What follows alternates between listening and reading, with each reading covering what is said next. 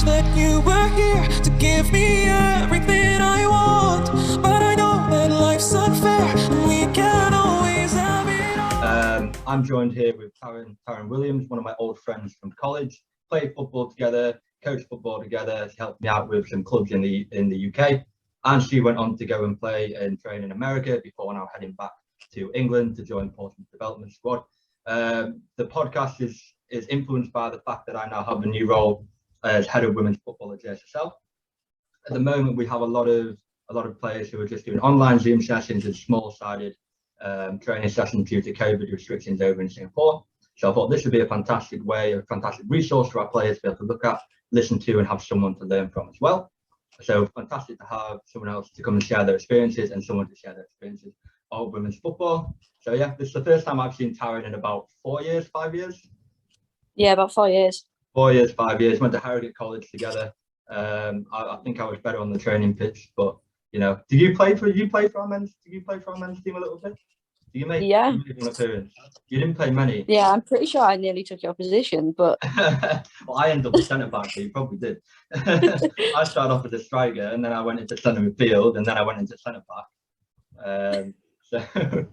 So yeah, Tarren also represented with the men's team as well. That tells you how good and how much potential he does have in football, which is fantastic. So how are you, mate? How's life getting on for you?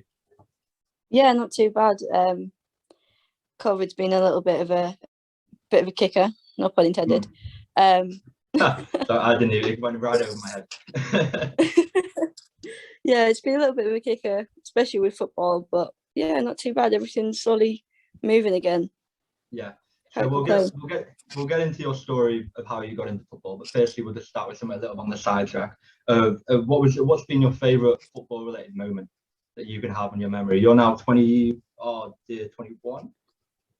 Not 20. You're not 22. 22. We're getting I was past 22. I turned 22. We're not young kids 2 with weeks potential ago. anymore, are we? Back when we were 18. No, we're old adults with back problems. So in the 22 years you've been kicking, what's been your favourite moment in football, or favourite football related moment? I probably have to say my first preseason game out in America. Oh, nice. Yeah, very first preseason game. Although I got hurt, we don't talk about that. But my first game, and I made a lasting impression on the coach for the team that we were playing against. It was a 4-year school, Graceland, and yeah, he just pulled me after the game and said, you know, you've got a lot of potential, and I really want to work with you. Gave me his business card and pestered me every year after. Nice.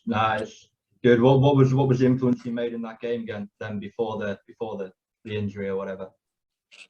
I mean, I think I was one. Obviously, preseason is difficult, especially the first preseason game. There's a lot of nerves, and I think I was probably one of the only ones that kind of went in with, you know, not so much any nerves, because I was really nervous, but I didn't let that stop me. Became a bit of a nuisance and ran around their wing like a headless chicken, but put a few decent balls in. So in terms of that, do you get nervous for games? What do you say? Yeah, definitely. What's the most nervous you've been for a game? That's a tough one. That's a really tough one. Do you know, I'd probably say every game that I played in the Centre of Excellence when I was a kid. So from the ages of, I think, 11 through to 15 or 16. Yeah. Every Sunday was turmoil. I was absolutely terrified every Sunday. I would sleep on the Saturday night. Absolute panic that I would do awful. But as soon as I got on the pitch, you know, the whistle went, everything kind of calmed down. Run around like a headless chicken the moment the whistle goes, it's go time. Let's go. Yeah, exactly. Yeah, you wouldn't have struck me for me when I played with you. You were that confident player on the ball. Easy, life's good. Take it, touch it, spray it. That type of player. Yeah. I couldn't imagine you being nervous before a game. When did that change? I hide it well. I hide it very well. You said up to like 15, 16. So did that change for you a little bit as time went on, getting nervous, or was that kind of stayed at the same level, or do you not deal with the nerves and pressure? I think, yeah, I've learned to kind of deal with the nerves and the pressure as I've got older. It's just been finding ways to manage it. You know, everyone's got their own kind of superstitions before they play, and their little tactics. You know, my big secret's peanut butter. I have to have a tablespoon of peanut butter before I play, or in my head I'll play awful. I don't know if that fits into coach's nutrition plan, you know. So it's peanut butter before a game? Yeah. Oh wow. I hope it's not within like half an hour of a game. You're not in the changing room having peanut butter, sharing it around the room. Do you know what? I did that last game because I had to get the train and we were late, running a bit late. So I had to have my peanut butter in the changing room. I got some funny looks. Oh dear. It's not the worst look you can get. I mean, most of the changing room conversations, has anyone got tape? That's the biggest conversation around the changing room. Anyone got tape? Anyone got DP? Yeah. Anyone got a spare sock or something like that? Oh dear. Yeah, it's in England. It's different. It's different gravy in England. Yeah. Compared to the other places. It's not quite cold weather. Is it? Season started now for you? Yeah. It started a couple of weeks back. Nice. So your favourite moments is American. We will get on to America, but we'll start with our conversations with little Tarren. So as you were progressing up, so how did you get into football? What age? What are your first kind of memories of football? So I think I was either 6 or 7 when I first started playing, and it was purely out of boredom. I changed schools, and the school that I went to was really small. There was like maybe 30 kids per class. So like the girls just wanted to kind of walk around the playground at lunch and gossip and talk, and I'm not about that. That's not me. And I saw the lads playing football, and I was like, oh, does anyone want to go play football? And obviously they scorned me and said no. So I just ran off and I started playing with the lads, play football on the field. And yeah, I started getting invited to play every lunch, got invited to the school team. And then one of their dads, he asked me to join the boys' side, a local boys' side at Easenwald. And then I played there till I was 11, because at that point, the FA had the rule that you couldn't play, like boys and girls couldn't play together past 11. As soon as you went onto a full-sided field, I had to find somewhere else.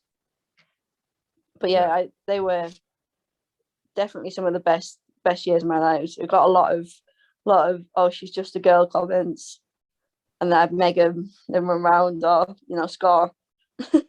Proving the point, innit? Proving the point. Yeah, someone exactly. says you can't do something, then get on with it. Go. Yeah, exactly. What were some of the comments that you would get then, and did it ever affect you, or was it just one of those things that you listened to and got on with? Probably one of those things that I listened to and got on with. If anything, it kind of fueled me to prove them wrong, because I got a lot of comments like, "Oh, it's a boys' game. You're not going to make it. So why are you doing it? There's no place for you in football. You're just a girl. You're nowhere near as good as any boy." Anything like that, and it was from kind of like a multitude of people. It was from the kids that I play with. You'd hear it on the sidelines, you'd hear it after the game, people talking, and it was kind of like, no matter where I went in football, even like throughout my career, you can never really escape that in female football. Okay. And I think that's one of the biggest things I learned through female football, is that you don't have to please anyone else but yourself. As long as you're happy with your performance and you can hold your head high and say you've done your job, that's all that matters, because there will always be people trying to back you into a corner and shut you down and stop you from playing. And it is sad, but it's one of those things that unfortunately we have to kind of go through. And if anything, it makes us a hell of a lot stronger than you lot. I don't know. I'm not a part of this. I'm here supporting. Don't worry. So did you ever see? I know I'm deep in it quite early, but did you ever see girls that you thought were of a good level that it did affect and have the, obviously you said it has the positive effect on you, but did you ever see it have the opposite effect on others? Yeah, definitely. You know, I've had a couple of friends over the years, teammates who they just got fed up with it. You know, it is hard. And I was lucky enough to have not only like a supportive family, I had supportive friends, I had supportive coaches, but there are times when girls fall through the net, unfortunately, especially when football was starting up kind of over here, where a lot of girls fell through the net of kind of support, and they kind of just believed it and was like, what do I do from here? There's nowhere for me to go, you know, I look stupid, let me not do this anymore. Yeah, of course. And who were the positive influences for you then? So as you were going up, you know, especially the younger years when you made that decision that, hey, I want to play football, I don't mind playing with the lads, it's fine. And then obviously after 11 that you probably had to go and find a women's club or a girls club. Obviously, I don't think that's the case in England now. I think that they let girls play with the boys, but I still don't think it's probably happening that much, is it? You know, it's the same. I think they extended the rule. I'm pretty sure when we were at college up until under 18s. Yeah. That men and women can play together. But there's been such a surge in the women's game that it's kind of not needed anymore. You know, there's a lot of progressions. My old club has got under 6s, under 8s, under 11s girls teams. Yeah. So there's now an entry point for girls, which is brilliant to see. Yeah, because I remember back in the day, I remember begging you to come and play. I remember there was some logistics with all whether you could play, whether you couldn't play, and stuff. Yeah. Like that. I remember Mike, and Mike. I know you sometimes just follow what I do. So if you are looking, look at us now. I got a message from Mike the other day talking about what I'm doing and stuff like that. So I hope that he sees you in the same light. But yeah, I remember trying to go, hey, you and me go in midfield. We can actually win a game, because for 2 years I never won a football game ever. I never won a football game at college level. But yeah, no, I think it's interesting to hear that how being involved in boys football and men's football has actually, you know, made you that stronger person, but also maybe that it has had a negative effect on others. So what made you be able to progress past that? Did you have people that were supporting you, coaches, parents, friends and stuff like that? And what were they like and what were they saying? I mean, massive shout out to my mum, because my mum obviously took me to every game, stood there in the freezing cold, in the rain, with a little flask of coffee, you know, supporting me through and through. But I think the most influential person through my football career has to be my old best friend's dad, Jason Sargent. He was the one who got me involved in football. He was the dad who came over and said, look, she's good, do you want to play for the boys team? And you know, ever since I was young, he just pushed me, and he made sure that I wasn't, you know, isolated, that I knew my worth as a footballer, that I knew I was good, that I knew I could do it if I put my mind to it. And then when I turned 11, he was the one who reached out to loads of clubs in the area, but specifically the Centre of Excellence, which was kind of at that point the picking ground. You know, you went to the Centre of Excellence pretty much to have a future in football at that point. Yeah. So, you know, all the big clubs would look at Centre of Excellence for players. England, everyone would look through a Centre of Excellence. And if it wasn't for Jace, like Jace was the one who put me through that and put me up there. And I went for the trial and got it. And ever since then, even now, he'll message or he'll ask my dad and be like, you know, what's happening? How's she doing? Yeah. Yeah. So moving on from as you pushed up, so what was the pathway from, you know, coming from college, the experiences you had at college up to that decision to go, I'm going to go to America? Because I know very early on you spoke about America when I knew you. And then it was I think maybe a year later when I went to university, when I reached out and said, hey, where are you? And you'd moved over to America and you were just starting up and stuff like that. So, you know, what's the story behind that? How you made that decision? Why you made that decision? And then obviously the life experience you got from, what was it, 2 years in America? Yeah, 2 years. Yeah. So I think it was so long ago now. It's so hard to remember. You're only 22. No, I so started. yeah. Yeah, I'm getting old. I'm losing my mind a little bit. I started. I'm sure I was just looking through Facebook and an ad popped up for America, and Bend It Like Beckham resonates with a lot of female footballers. Yeah. And obviously that's where my mind went to straight away was, oh wow, I could go out to America and I can do this and I can do that. And so I reached out and I didn't really think much of it. And that's when I got the message back saying, look, we're starting up a women's team in Harrogate. We're going to be kind of linked to the college. And then that's when I put the application in for the college and joined you guys. So I was a part of the startup team at Harrogate Town Ladies. And the coach there was also the coach for Sports Recruiting USA, who were the company that took me out to America. And we played in, a bunch of games. I mostly stayed in the Yorkshire area just for ease of travel. But you basically played a game, they recorded it, you watched it back, picked out the footage that you liked and you wanted to be seen, sent it back to them, and they made a video, a highlights video, and that got sent out. And then from there, you just receive messages from universities and colleges out in America. And I picked one in Iowa, North Iowa Area Community College, and then went out there. I think the process was a lot easier than I imagined. I'll be honest, because I was ready, to fight tooth and nail for it, but it was quite easy, and it was definitely worth it. I'll never say I regret the 2 years out there. Just for the pure fact of character building, on and off the field, it taught me a lot.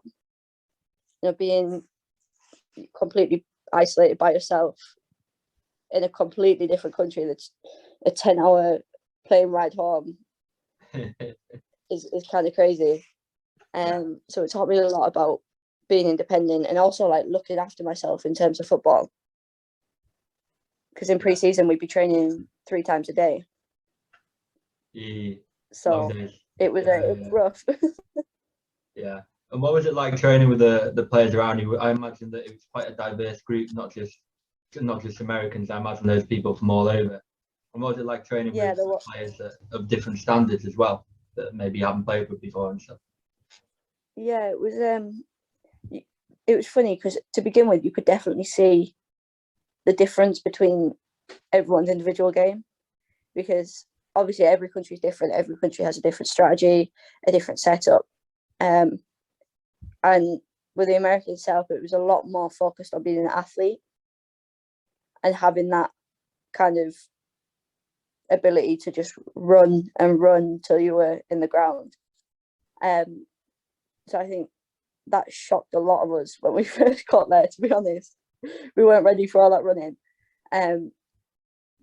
But I think it was nice to have that diversity in a squad, because as much as we learned how to sprint and run around and chase every ball, they learned technical things from us.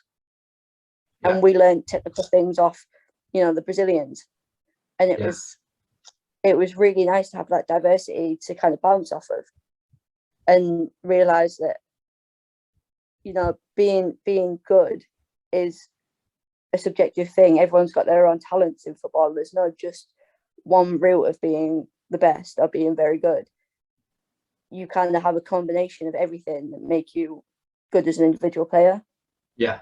And I think that's listening to that is one of the most amazing things that we have offered here, is the fact that being JSSL, we have local players, we have players who are American, we have girls who are from Sweden, we've got girls in Norway coming back from Norway, I've got a lot of French girls as well. And sometimes you don't realise the amount of exposure you're having to different styles of football, even though you don't know you're being exposed to different styles of football, especially with some of my girls who are younger ages. I think the older girls, they're a bit more aware of what they're learning from the others, especially with some of the players. Some are more technical, some are more physical, some are more sprinters, and it's like, okay, you're a technical player, can I make you a little bit more athletic? You're an athletic player, can I make you a little bit more technical?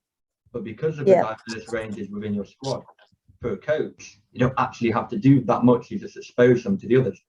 And as long as, at the moment my girls are in groups of 2, then groups of 5, hopefully we get back to groups of 8. One of my coaches was like, we need to work harder to embed them all together and make sure that she's learning off her, and they can be interchangeable within the squad to learn the different skills from each other. And hopefully for our program now we can do that. So it's really interesting to hear that the effect of the different nationalities within your squad had on it. And did it show in especially the games and the training that you were learning from the Brazilians and the Brazilians were learning from you and the Americans were learning from each other as well? Yeah, I think so. It all became apparent as soon as we kind of got through that preseason stage. It kind of, you notice people were doing things that maybe you do that they wouldn't have done before. Or you'd notice yourself doing, like a 60-yard sprint and then sitting there and being like, I'd never do that. Why am I doing this? Yeah, you're right about that. I never seen you do a 60-yard sprint in your life. Exactly. So yeah, it was just it was fun to see. Like it was great to see and notice your own development and the influence you had on the people around you. It kind of geared you up for the game to be like, although there is always pressure in football, but although there's not direct pressure on me, I'm putting pressure on myself to hold myself to the standard I know I can be in order to help the girls around me. Yeah, that's a fantastic point as well, as the leaders, but it's not the designated leaders within a team. It's not just 1, 2 leaders, it's 4, 5, 6, and it's learning, especially with what you're exposed to, is the communication. I imagine that for some players, English is not their first language, and you have to learn through different ways of communicating. And just because someone's not from the same background as you or doesn't speak that first language with you doesn't mean there's not a communication line or friendship to be there as well. Did you find that you were getting closer to other individuals from like the other nationalities and stuff like that as well? Yeah, definitely. Yeah, we all shared the same experience, in terms of being away from home and wanting to play football. So it was kind of like that was the baseline for everyone, and everyone knew that we all wanted to be there for the same reason, and that's how kind of our friendship started to form. Yeah, and everyone got on. It was a great. There was no absolutely no hard shoulders or cold shoulders toward each other. Trying to fight for each other's positions. Everyone was kind of, we're all here for the same reason. Let's do this. Yeah, pull each other up and stuff like that. Especially when, even if you recognise that someone's maybe not as strong as you, or maybe someone is stronger than you, it's training harder to catch the person and learn from the person that maybe you see is stronger than you, but also pulling up the other ones with you as well. I'll always say to the players, don't have a laugh and whatever. They fall over the ball. It is quite funny. I will give you that. But then after that, pick them up. Pick them up. It's okay to go again and go again. And me from my experience in football, I massively struggled with the social aspects of football. The reputations that I got and I would say the ridicule and stuff like that. And it shows the difference in character that you've been able to really push through, especially being a girl in football and stuff like that. And hopefully we can embed more of that into more girls as they start to progress and stuff like that. Yeah. So this leads me on to my next question. So with training, what would be your what's your favorite part of training? What's your favorite part of being in training, going to training and stuff like that?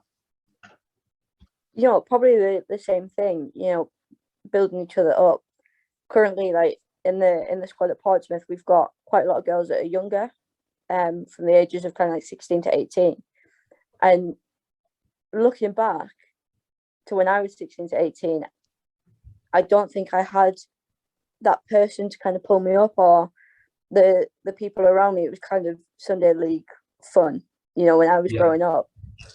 So I didn't really have a hard influence. So I think probably the aspect of training I enjoy the most is being that for some of the girls that need it. If they've got questions or if they're kind of beating themselves into the ground because they've missed a ball or they've missed a pass, just kind of like you say, we go again. it's not about the mistake you've made, it's how you react to that mistake. Yeah. And kind of helping pull them through training, and have a bit of a laugh, roast them for it a little bit, smack another ball at them that they can't touch, and be like, oh, why didn't you get that one? Yeah. And what's it like being part of training? Because I know for some people, we all have those players that maybe come into training and aren't working that hard, or have this thing about working hard in training. But even for me on the boys' side, there was always that one player who oh, why are you sprinting and tackling me this hard, or why you're always trying so hard to impress, and whatever. What would you say to things like that, and have you experienced that when you're training and stuff? Yeah, you train the way you play, and you play the way you train. So I think, although you're not going to 2-foot your own teammate in training, you're not going to slide in studs up. Yeah. There has to be that ounce of physicality, and there has to be that, not pressure, but that kind of, I'm going to hold you to the standard that we play at on a Sunday, and there is absolutely no reason why you shouldn't be holding me to that standard. It's just keeping that back and forth going, because the moment that kind of slips and training becomes a little bit lighter and a little bit more of a laugh and everyone backs off, that's when you walk into a game on Sunday and get beat 7-8-9-0, because everyone's kind of, oh, it's okay, we'll sit back, it's fine, it's just a joke. And then that's when the repercussions come. And would you say that there needs to be a good balance between the two, right? There needs to be a good balance between the hard work, the fight for everything, the do it for each other, all that stuff, but also the camaraderie and the group of cohesion at the same time. One doesn't come without the other, right? Yeah, exactly. Yeah. And I think that's especially the same thing with any player. From the younger ages, you always have those ones that run around, and others, and then you get the ones that figure out after a couple of years of being run around that, oh, if I actually work harder, I can be like that. I'm sure we've been to that place where you can be really good, like you can be really good, and it's not normally something to do with a technical or athletic attribute. It's to do with people who almost just recognizing that I can actually be this good. I can actually achieve this if I learn to. It's even that thing of being afraid of working hard sometimes. If someone says, okay, you've got to run a 5K and you've got to try and beat your PB, it's that anticipation before where, oh, can I actually do this or not? Oh, you know what? I don't need to do this. Who am I proving wrong? Your harshest critic is yourself, right? Yeah, exactly. You're almost too scared to try in case you fail. Yeah. So, in terms of training, what's your least favorite? We've done your favorite part of training, which is the group and the being in training and all the hard work and stuff. What's your least favorite part of training, with a positive spin on it? Fitness. I swear, if I've got to run, like sprinting a pitch and do pitch sprints, I'm gonna quit. You don't actually quit though, no? No, unfortunately, not allowed. No.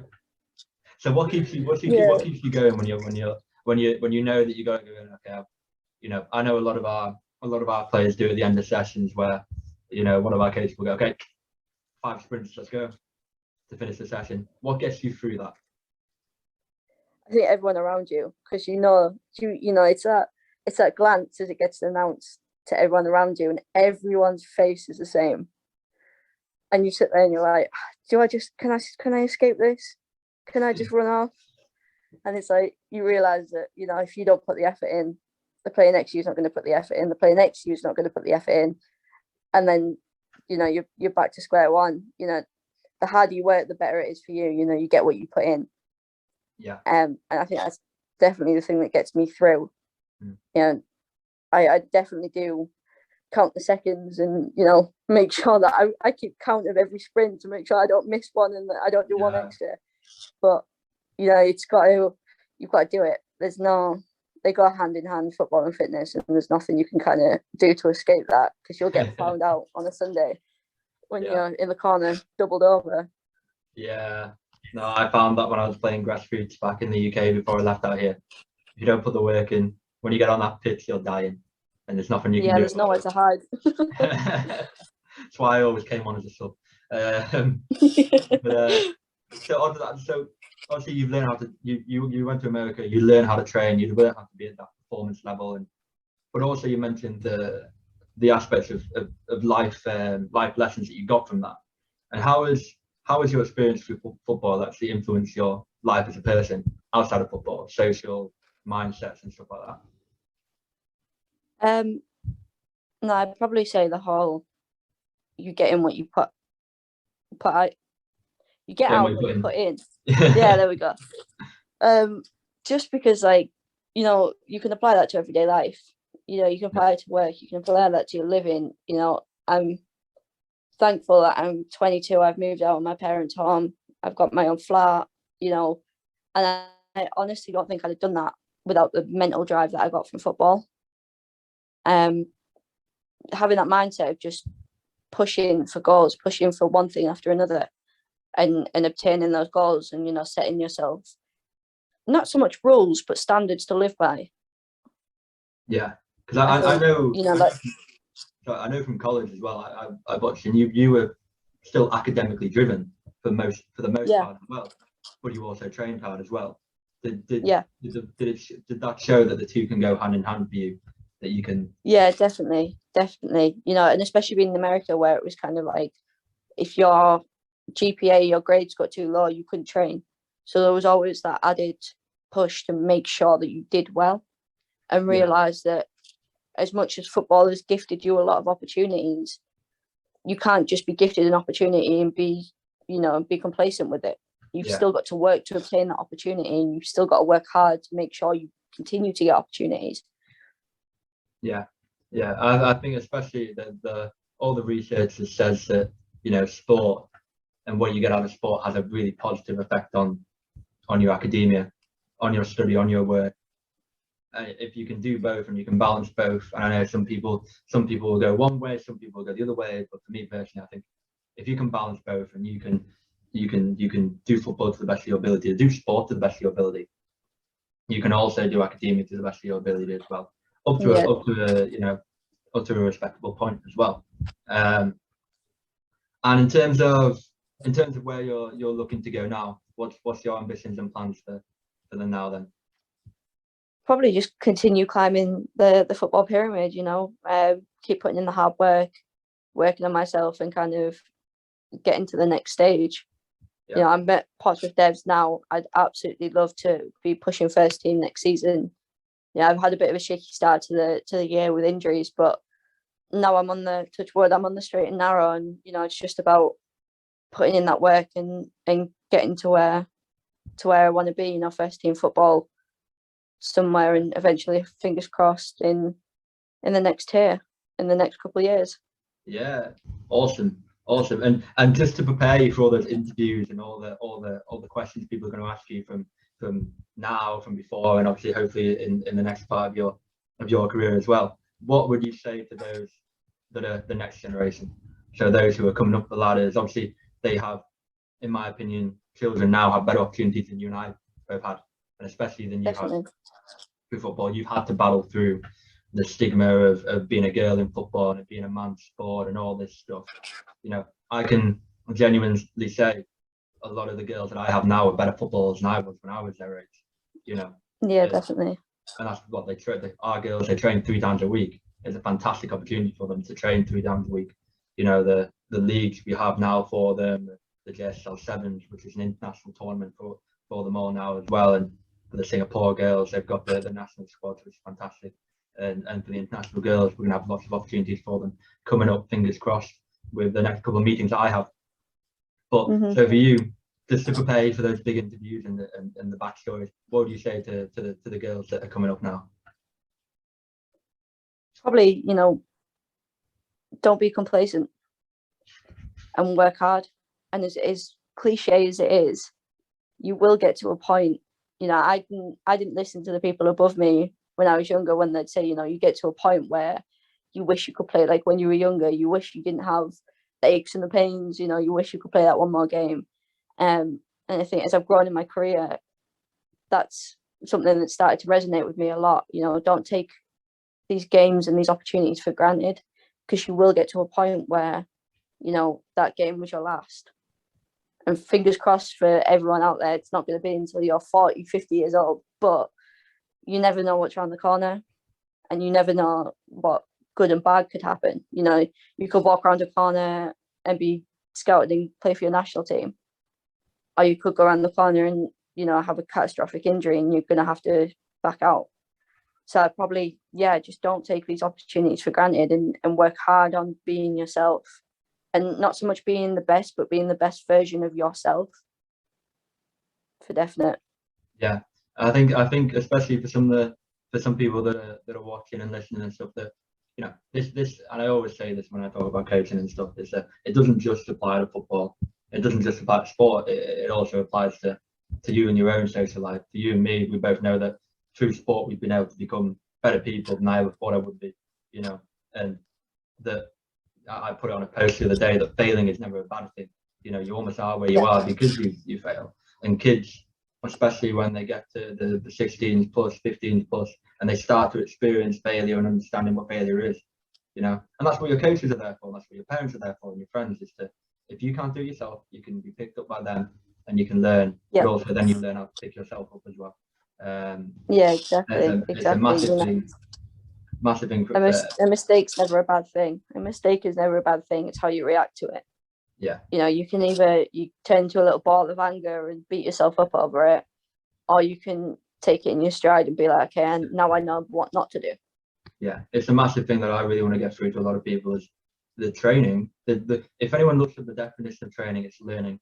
It's learning a new skill, or learning some new knowledge. And the two things, so knowledge can be tactical, you know, learning a new skill can be technical, and then you have all the other things that come around, the social, the psychological, the physiological, and all that stuff. But learning involves failing as well, and learning involves finding it a little bit hard, finding it a little bit tough, you know. And if you can't do it, keep trying. And there's always people, especially now, especially where I work, and I imagine especially at Portsmouth as well, your coaches, if you are having not a great session, I would never expect a coach or a teacher or anyone, or, you know, to go to you and go, that's not good, you know, that's not good enough, off you go. You know, when you get to the performance level, they might go, that's not good enough, I know you can do better. Yeah. And that comes with knowing your players. Some players need that, come on, you can do better, you can do better. Like, you're really good, don't worry, you're doing really, really well. Other players need that, come on, I know, you know, that wasn't that good. Yeah. You know, what can you do to make it better? You know, and it's the same with players to players as well. Is if someone does something wrong, if you know your friend and you know that they need it's okay, don't worry about it, it's fine, or they need a pat on the back and go, come on, we can do better. And why can we do better? And why do you want to do better? Do you want to do better to win the game? Do you want to do better to learn, to be successful? And that comes with academia, football, sport, teaching, coaching, whatever as well. So yeah, exactly. Yeah, some really, really good points. And I wish you all the best of success for Portsmouth Development. I will be nagging you constantly. I said the same to Ben. I said, once you've played a full season, Ben Davis, one of the guys that's gone through JSSL, is now at Oxford, now just called up to the Thai national team. I said, I'm going to get you to sign a t-shirt once you've done a full season of professional football. And that's the same with you. Yeah. Once you've done a full season of professional football, I'm sending you a shirt, you sign it, and I'm getting it back, and it's going, you know, on the back of it or something, or pinned on. So yeah, hopefully, if I get more of these, fantastic. Get to do especially more for the girls' side. I hope the girls that have access to this resource have learned a little bit from listening to Tara, and she certainly hit a lot of punch home for me. Hopefully I will be on the Early Doors podcast next month, a month and a day away. Also, one of the girls, Sherelle, who is part of Portsmouth's first team, she's part of that podcast as well. Don't know whether she'll be on or anything like that, but yeah, I look forward to that. So tune in.